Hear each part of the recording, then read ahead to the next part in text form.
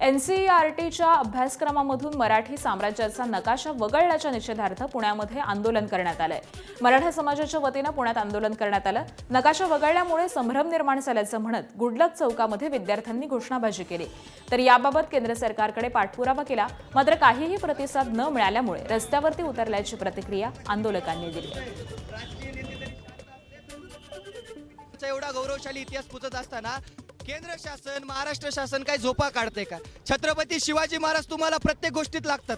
तुम्ही शिवभक्त म्हणून शिवाजी महाराजांचा फोटो मागून मतं मागता, मग आम्ही तुम्हाला निवडून दिले, तुम्ही तिथं बसल्यात। शिवाजी महाराजांच्या इतिहासाचा, मराठ्यांच्या इतिहासाचं खंडन होत असताना तुम्ही काय करतायत?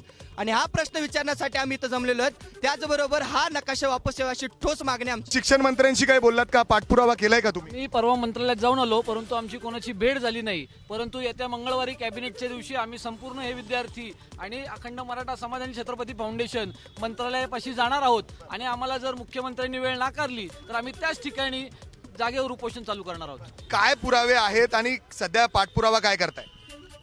मुख्यतः हे राजपुताना गॅजेटियर आहे। याच्या पान नंबर 2 वरती स्पष्ट लिहिलेलं आहे की हे जे राजस्थान आहे हे मराठा पॉवर सिंधिया, होळकर आणि गायकवाड यांच्या आधिपत्याखाली होतं, जे चौथाई देत होतं।